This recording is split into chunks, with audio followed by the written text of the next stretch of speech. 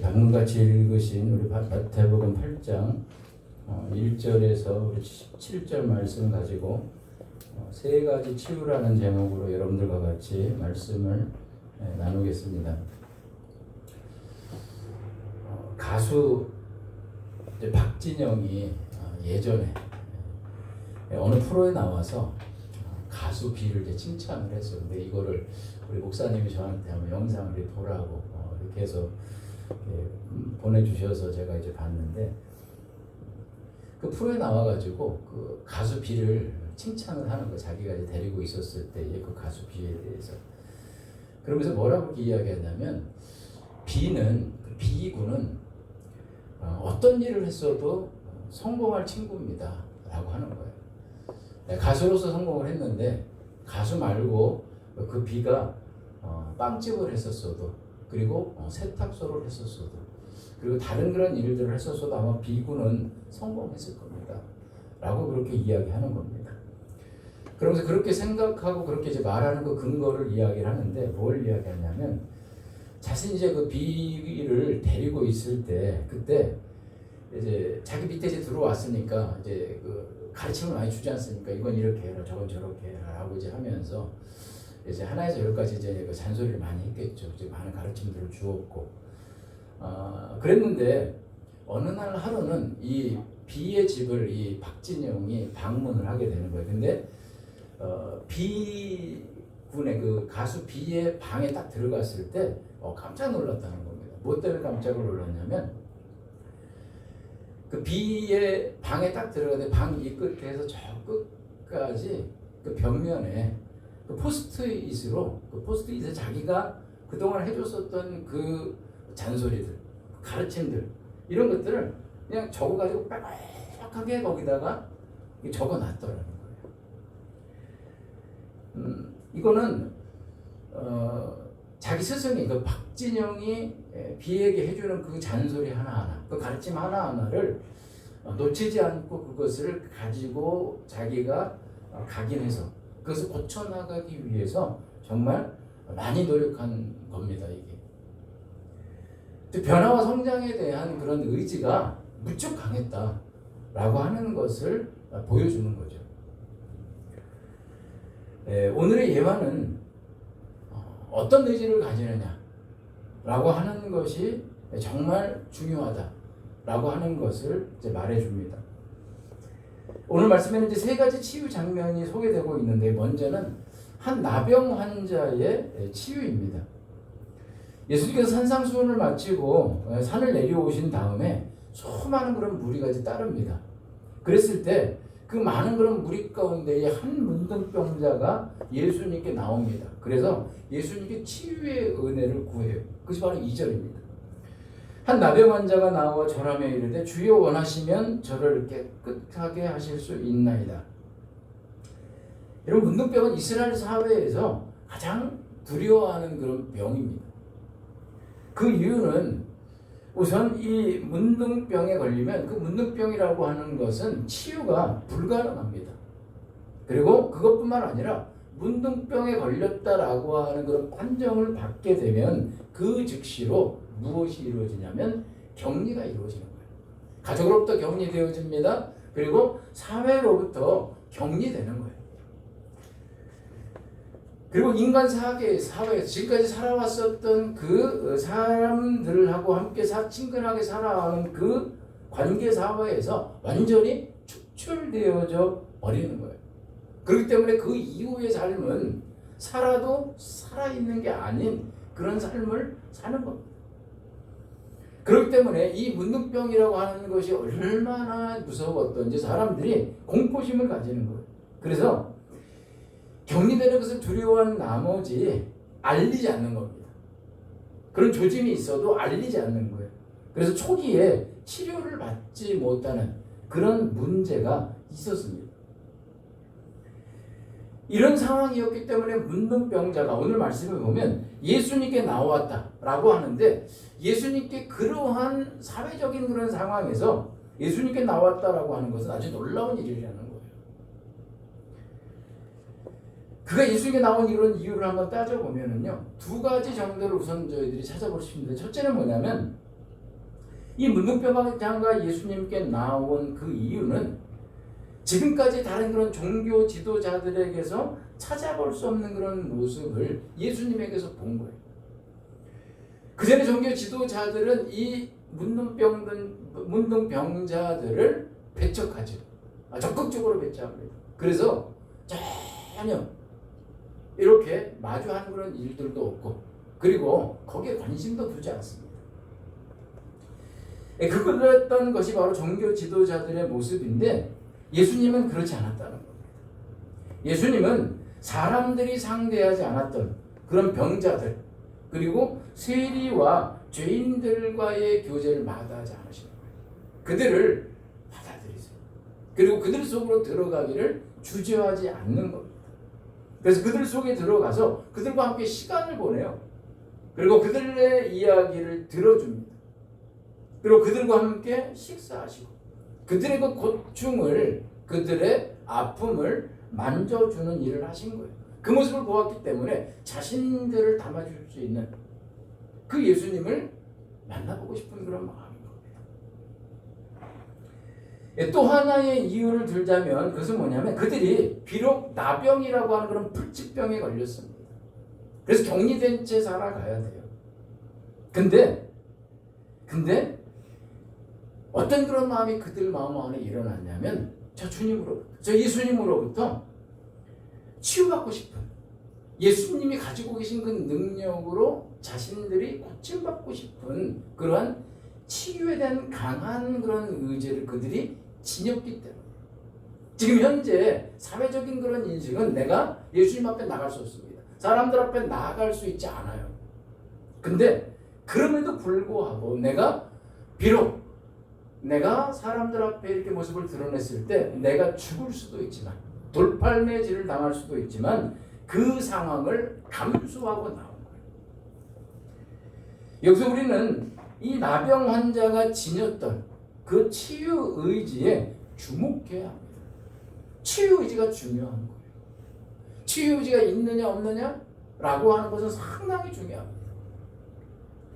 치유 의지를 강하게 가지고 노력할 때에, 그럴 때 과정에 그런 어려움들이 있다 할지라도 거기에 굴복하지 않습니다. 그것을 돌파하고 그리고 뚫고 나갈 수 있어요.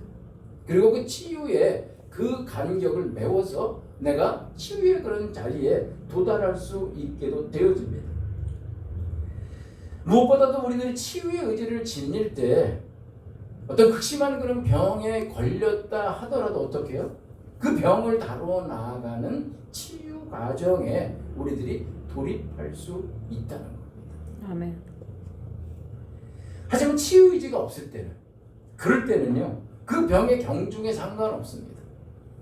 그 병이 정말 심각한 이 나병처럼 고침받지 못하는 불치병이 아니더라도 우리 조금만 노력해도 벗어날 수 있는 그런 병들이 있지 않습니까? 근데 그 병에, 그런 가벼운 병에 걸렸어도 우리 안에 치유 의지가 없어요. 내가 그것을 돌보고 내가 그 병에서 고침받고 싶은 그런 생각이 별로 없습니다. 그럴 때는 우리는 전혀 나아질 가능성이 없다는 겁니다. 아무리 많은 그런 시간이 주어져도요, 그 사람에게는 어떤 변화도 일어나지 않아요.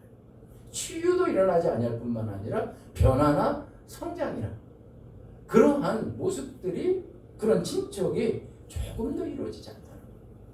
우리 안에 의지가 없기 때문에. 제가 여러 번 말씀드리지만, 제가 20대 때 제가 몸이 무지 아파가지고 10대 때도 아팠지만, 학교 다닐 때도 제가 아팠지만, 20대 때 제가 군대에 갔을 때 참 몸이 많이 아팠습니다. 근데 그 몸이 아팠을 때에 병원으로부터 제가 치유를 받을 수가 없었거든요. 정상적으로. 왜냐면 병원에 가면은 거기에 대해서 치료를 안 해주는 그런 상황이 되었어요. 제가 그랬을 때에 저는 좀 치유받기 위해서 제가 이렇게 돌아보면 참 많이 노력을 했었다라는 생각을 해요. 나름 제가 노력을 참 많이 했어요. 이 병원에 가서도 그게 뚜렷하게 이렇게 완치되어질 수 있는 그런 그 답들을 이렇게 주지는 않더라고요. 그래서 제가 건강에 대한 책을 읽었어요. 왜냐면 워낙 절박했기 때문에. 너무 그 젊은 나이에 내가 몸이 너무 아프고, 근데 그 고통은 이를 말할 수가 없는 거예요. 그래서 건강에 대한 그런 책을 제가 읽었어요. 어떻게 하면 몸을 건강하게 할 수 있는가 라고 하는 그런 책을 제가 읽고 그래서 어떤 그 저자에게는 제가 편지도 썼어요. 제가 이렇게 지금 어린 나이인데 이렇게 지금 너무 아파가지고 병원에서도 도움을 잘 못 받고 있는데 제가 이 병에서 고침받고 싶습니다. 저에게 좀 도움을 주십시오. 그분이 누구냐면 안현필 씨라고 있어요. 영어 선생님 있는데 그분이 그 건강에 대한 그런 책들도 이렇게 많이 썼거든요. 근데 이제 그 편지를 보냈더니 답장이 오기로 왔어. 근데 누가 답장을 해줬냐면 그 옆에서 이제 보좌하는 그 사람이 이렇게 편지를 답장을 해주는 거예요. 답장의 내용도 뭐라고 이제 하냐면 이 선생님이 직접 바쁘시니까 뭘 해줄 수는 없으니까 이렇게 그 책을 잘 숙지하고 노력을 잘 이렇게 하시고 그렇게 해보셔라라고 하는 그런 어떤 그 일반적인 그런 답변만을 이렇게 주는 겁니다. 제가 이제 그랬을 때도 좀 좌절이 좀 되죠. 왜냐면 또 이렇게 좀 그 빛이 보였었던 것 같은데도 그게 이제 또 이제 이 연결이 되어지지 않으니까 그때 제가 이제 하나님께 그 전이 됐는지 후인지 모르겠지만 제가 또 하나 했었던 노력은 하나님께 기도하는 거예요. 제가 이제 하나님께 대한 믿음이 전혀 없었다고 그랬지 않습니까? 진짜 없었어요 저는. 그래서 뭐 믿음이 있어서 뭐 기도하고 이런 게 아니라 너무 절박하니까 그냥 그 지푸라기라도 잡는 심정으로 제가 기도를 했거든요. 자기 전에 한 몇 분 그리고 잠자리에서 일어나서 몇 분 정도 기도를 하나님께 올렸어요. 고쳐주십시오. 저 좀 낫고 싶습니다. 고쳐주십시오라는 그런 기도를 했는데 하나님 그 기도를 들으신 거죠. 참 감사합니다. 제가 제 병에 대한 그런 치유 의지를 가졌다는 거예요. 고침받고 싶다. 그러면서 제가 고쳐지기 위해서 제가 좌충우돌 한 거예요. 여기도 한번 들이밀고 저쪽도 한번 이렇게 시도를 해보고 그리고 이제 마침내는 하나님께 제가 이제 병을 가져갔을 때 제가 뭐 믿음을 가지고 무슨 어떤 그 확신을 가지고 그랬었던 건 아니지만 하나님께 제가 그 없는 믿음 가운데서도 올린 그 믿음 없는 그 기도에 그 기도를 올렸을 때에 하나님의 치유 프로그램이 가동되어졌다라는 사실입니다.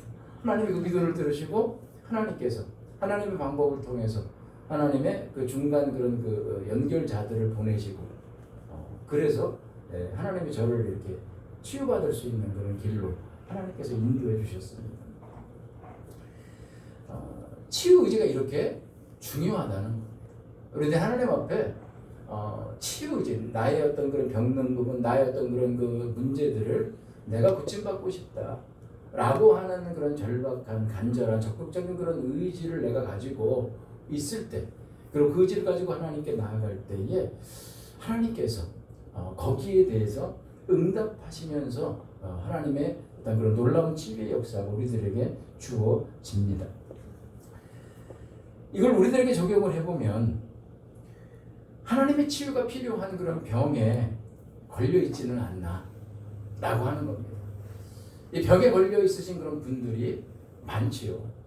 육체적인 그런 병에 걸려 있는 분들도 있고요. 뿐만 아니라 정신적인 그런 그 병들, 뿐만 아니라 그 마음의 병, 그리고 어떤 그 삶의 그 어떤 가정의 그 병들, 여러 가지 그런 다양한 그런 병들이 또 있습니다.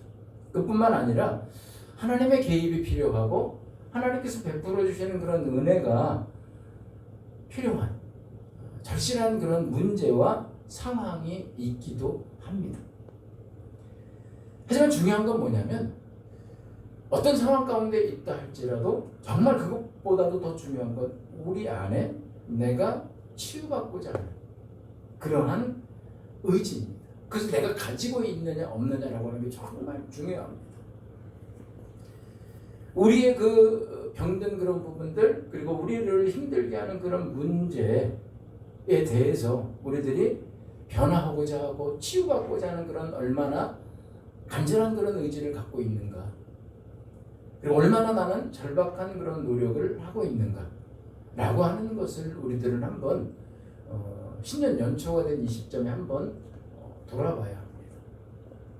내가 혹시 절박한 그런 문제가 있음에도 불구하고 내 상황이 정말 쉽지 않은데 그럼에도 불구하고 나는 그 의지가 내가 좀 있는가? 치유의 의지, 변화의 의지라고 하는 것이 있는가? 그런 노력을 나는 또 얼마나 하고 있는가? 라고 하는 것을 우리들은 한번 돌아봐야 합니다. 이처럼 우리는 자신의 병을 알고요. 그 다음에 그 병을 치유받고자 하는 그런 치유 의지를 가져야 합니다. 그래야 치유받을 수 있고요. 그래야 고질병에서 벗어날 수 있습니다. 두 번째 치유 장면은 백부장의 종에 대한 치유입니다. 이것이 바로 5절에서 6절입니다. 예수께서 가버나움에 들어가시니 한 백부장이 나와 간구하여 이르되 주여 내 하인이 중풍병으로 집에 누워 몹시 괴로워하나이다. 예수님이 가버나움에 들어가셨을 때 한 백부장이 찾아와서 간절하게 구합니다. 주님, 제 아인이 중풍병으로 고생하고 있습니다. 여기서 우리들 주목해야 될 것은 백부장이 예수님께 나와서 치유의 은혜를 구하는 대상이 누구요? 바로 하인이었다라고 하는 사실입니다. 자신의 문제가 아니었다는 거예요. 여기서 하인은 종입니다. 노예입니다. 노예는요, 당시에 소유예요. 그리고 재산입니다. 지금은 한 어떤 그런 인격적인 그런 존재로서 우리들이 대우를 한다라고 하지만 이때 당시는요, 소유물이었어요. 그리고 내가 언제든 처분할 수 있는 소유물이었을 뿐만 아니라 재산이었다라고 하는 거죠. 근데 그런 사회적인 대우를 받고 있던 노예의 그 하인의 병을 고쳐달라고 요청하고 있는 겁니다. 더불어 같은 내용이 누가복음 7장에도 기록되어 있는데 거기 2절에 보면 이렇게 표기되어져 있습니다. 사랑하는 종, 자신의 하인에 대해서 그 노예에 대해서 뭐라고 이야기하냐면 내 사랑하는 종이라고 그렇게 표현되어 있습니다. 사랑하는 종이라고 하는 그런 말은요, 백부장이 자신의 집에서 부리는 그 노예를 당시 사람들이 일반적으로 물건 그리고 재산 정도로만 여기던 그 사회적 인식을 이 백부장이 따르지 않는 겁니다. 어떻게 해요? 한 사람의 그런 인격적인 그런 존재로 존중하고 마음을 나누는 그런 대상으로 대우했음을 짐작하게 합니다. 이와 같은 그런 관심과 사랑 그리고 존중과 배려가 있는 백부장 집은 아마도 따뜻했을 거예요. 저는 정감 있고 그리고 생명력 있는 그러한 분위기가 그 집안에 이렇게 쫙 흐르고 있었을 겁니다. 이것을 볼 때 백부장은 비록 이방인이지만 자신만의 세계에 갇혀있지 않았다라고 하는 것을 알 수 있습니다. 어떻게 타인의 형편 그리고 타인의 처지를 돌아볼 수 있는 그게 눈에 들어오는 거예요. 그러한 시야 그러한 심성을 지니고 있었음을 알 수 있습니다. 즉 백부장은 자신의 병든 종을 내가 낫게 해야 되겠다. 죄를 일으켜야 되겠다. 라고 하는 의지를 가졌습니다. 그리고 그 하인의 병을 해결하기 위해서 내가 값을 치러야지. 그리고 내가 행동할 수 있는 그런 마인드를 갖고 있었습니다. 아마 백부장의 눈처럼 우리들의 눈과 마음이 그리고 손과 발이 움직인다면 정말 따뜻함을 주고받는 그러한 공급을 통해서 우리들이 이제 서 있는 그 공간이 정말 살아있는 그런 공간 그리고 우리들이 적용하면 살아있는 그런 가정이 따뜻한 그런 가정이 될 수 있고 그리고 언제든지 가고 싶고 언제든지 쉬고 싶고 그리고 언제든지 내 것을 희생해서라도 헌신할 수 있는 그러한 사람이 살아나는 활력이 넘치는 생명의 공간 그 하나님의 천국으로 변하게 됩니다. 아멘. 그리고 타인에 대한 그런 치유 의지를 우리들이 가진다면 내가 나의 문제를 해결하려고 하는 그런 의지만이 아니라 나를 넘어서 다른 사람이 내 주변에 있는 그런 다른 사람의 우리 교회의 다른 성도님들의 그런 문제를 해결하고 싶어하는 그들의 병든 부분들을 치유하고 싶은 그러한 의지를 가진다면 정말 좀 더 많은 그런 사람이 살아날 수 있습니다. 아멘. 주님은 우리들의 눈과 의지가 여기까지 열려야 한다. 여기까지 확장되어져야 된다라고 그렇게 말씀하십니다. 마태복음 22장 37절에서 40절에서 이렇게 이야기하십니다. 예수께서 이르시되 내 마음을 다하고 목숨을 다하고 뜻을 다하여 주 너의 하나님을 사랑하라 하셨으니 이것이 크고 첫째 되는 계명이에요.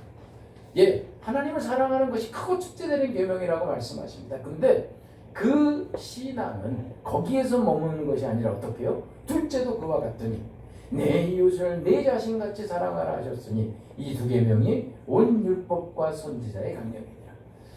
하나님을 사랑하는 일대일의 관계 가운데 절대 머물지 말라고 이야기하시는 거예요. 그 신앙은, 그 사랑은 어떻게 해요? 네 이웃, 네 옆에 있는 그 사람들을 향하여서까지 그 사랑은 펼쳐져야 된다. 확장되어야 된다라고 말씀하십니다. 여러분, 우리는 이웃이라고 하면 되게 멀게 생각할 수 있으세요. 그렇죠?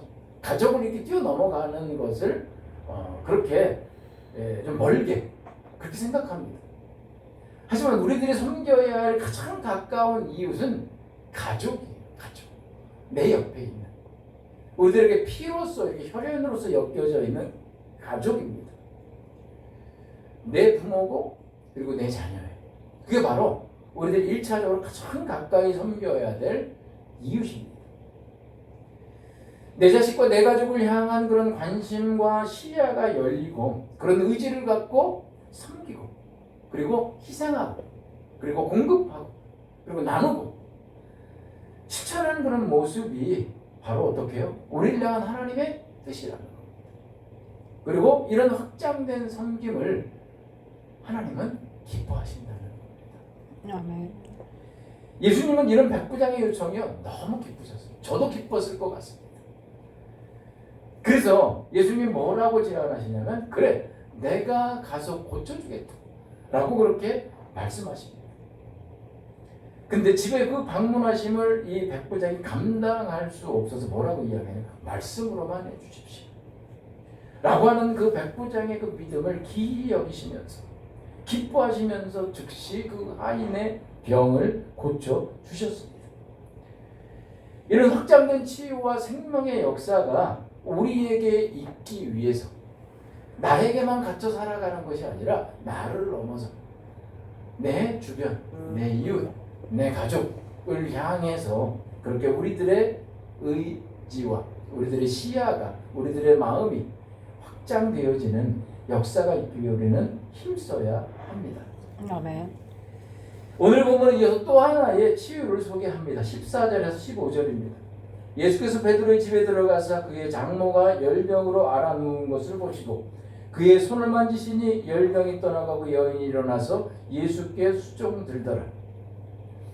1년의 치유를 행하신 주님은 베드로의 집에 들어가셨습니다. 그리고 마침 그 집에는 베드로의 장모가 열병으로 앓아 누워 있었습니다. 근데 놀라운 건 뭐냐면요. 베드로가 열병으로 앓아 누운 그 장모를 치유해달라고 요청하지 않았습니다. 우리 장모님이 지금 아파서 누워 계십니다. 치유해 주십시오 라고 그렇게 말하지 않았어요. 그런데 주님께서 어떻게 해요? 주님께서 병들어 누워있는 그 모습을 직접 보시자마자 손을 만져 치유해 주셨다라는 사실입니다. 그래서 열병을 앓았던 그 베드로의 장모가 즉시 치유받아 나았습니다.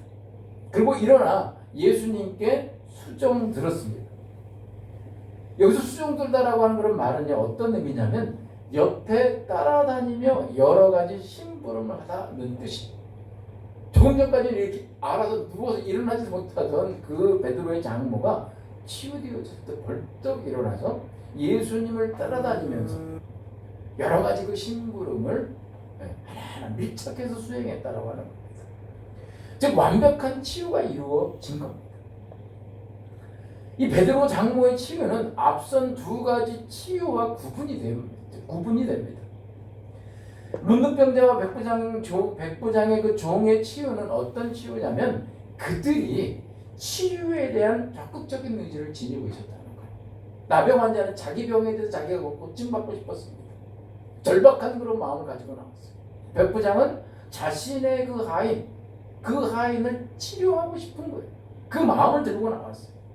근데 베드로의 장모 경우에는 어떤 치유 요청이 없었다는 거예요. 그럼에도 치유의 은혜가 주어졌습니다. 여기에 대해서 어떤 분이 이렇게 이야기합니다. 주님을 따르면서 그리고 하나님 나라의 사역에 적극적으로 임하는 그 베드로의 헌신이 있었기에 주어진 은혜다 라고 그렇게 말합니다. 즉 우리가 하나님께 충성할 때 그럴 때 하나님께서 하나님의 일에 충성하는 사람의 삶에 베풀어 주시는 은혜다 라고 그렇게 보는 겁니다. 네, 맞습니다. 이렇게 그래서 우리 주님이 먼저 하나님의 나라와 하나님의 의를 구하라고 말씀하시는 거예요. 그럴 때 너의 모든 것을 더해 주리라 주님은 말씀하십니다. 이것도 맞죠. 근데 저는 베드로의 그 장모 치유 이야기에는 또 하나의 아주 중요한 그런 메시지가 담겨 있다라고 봅니다. 그것은 무엇이냐면 우리의 병듦을 어떻게 해요? 고쳐주시고자 하는 그런 하나님의 강력한 치유 의지 그리고 하나님의 그 강력한 치유 행동을 보여준다라고 하는 겁니다. 아멘. 즉 하나님은 우리의 삶을 치유하고 구원하시려는 강력한 의지를 갖고 계십니다. 아멘. 그리고 그것을 지금도 어떻게 해요? 실행하고 계신다는 사실입니다. 아멘. 그래서 하나님은요 지금도 병든 세상을 치유하고 계세요. 제가 나가서 이렇게 사람들을 만나보면 예수님을 믿지 않는 그런 사람들도 하나님으로부터의 그런 그 은혜를 이렇게 받았다라고 경험하는 사람들 여럿을 만납니다. 즉 하나님은 이 병든 세상 그리고 고통 가운데 있는 그런 사람들을 치유하시고 그들을 구원하시기 위한 하나님의 그 역사를 지금도 열심히 수행하고 계신다라고 하는 겁니다. 아멘. 그렇기 때문에 우리는 우리의 치유와 구원을 위한 하나님의 의지가 하나님의 은혜가 하나님의 강력한 의지 속에 우리를 향해서 작동되어지고 있다라고 하는 사실을 여러분 꼭 기억하셔야 합니다. 아멘. 이것을 꼭 기억하셔야지. 그래서 우리들의 삶을 치유하시는 그런 하나님의 치유 의지가 담긴 이사야 말씀을 덧붙이고 있습니다. 이는 선지자 이사야를 통하신 말씀에 우리의 연약한 것을 친히 담당하시고 병을 짊어지셨도담을 이루려 하심이더라.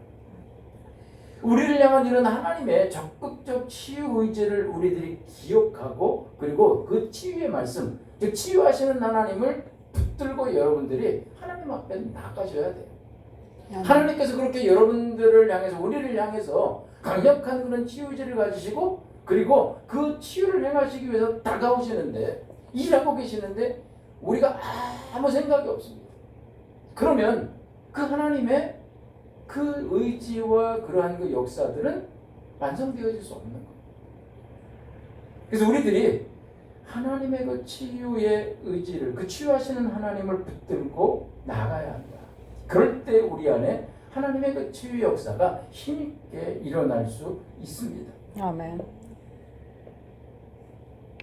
신명기 4장 29절 이렇게 이야기하십니다. 그러나 내가 거기서 내 하나님 여호와를 구하게 되리니 만일 마음을 다하고 성품을 다하여 그를 구하면 만나리라. 잠언 8장 17절에도 이렇게 이야기합니다. 나를 사랑하는 자들이 나의 사랑을 입으며 나를 간절히 찾는 자가 나를 만날 것이니라.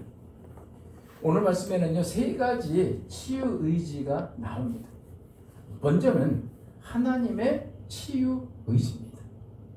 하나님은 십자가의 대속 사건을 통해서 우리의 치유를 위한 준비를 이미 다 해놓으셨습니다. 이제 우리들에게 필요한 것은 무엇이냐? 바로 우리들의 치유입니다. 우리에 대한 그런 치유 의지 그리고 변화와 성장에 대한 의지를 얼마나 갖고 있는가, 그리고 그것을 위해서 우리들은 얼마나 노력하고 있는가 라고 하는 그러한 질문에 우리들이 답해야 합니다. 아멘. 주님이 이뤄놓으신 그런 치유의 조치가 있음에도 불구하고 우리의 게으름 그리고 우리들의 그 무관심으로 인해서 병든 가운데 내가 익숙하게 살아가고 있지는 않은지 라고 하는 것을 한번 돌아보기를 바랍니다. 아멘. 신년입니다. 신년을 이제 맞아서 우리들이 새로운 2026년을 향해서 달려나가게 될 때 잠시 멈춰서 그냥 관성적으로 달려갈 것이 아니라 올해에는 내가 무엇을 들고 나갈까? 우리 목사님이 신년에 이제 메시지를 주셨을 때 많은 것 말고 단 하나라도 정해서 이제 겨자씨와 같은 그 단 하나를 들고 이제 하나님께 나가자라고 말씀하셨지 않습니까? 내가 고침받아야 될 부분, 내가 변화되어야 될 그런 부분, 그런 어떤 문제들, 어떤 것이 있을까? 내가 너무 익숙하게 그렇게 적응해서 전혀 의심 없이 그 병 속에, 그 문제 속에 살아가고 있는 것은 혹시 없을까? 라고 하는 것을 우리들이 돌아보면서 내가 반드시 금년에는 이 부분을 치유받아야 되겠다. 내가 이 상태에서 이 문제에서 내가 벗어나야 되겠다.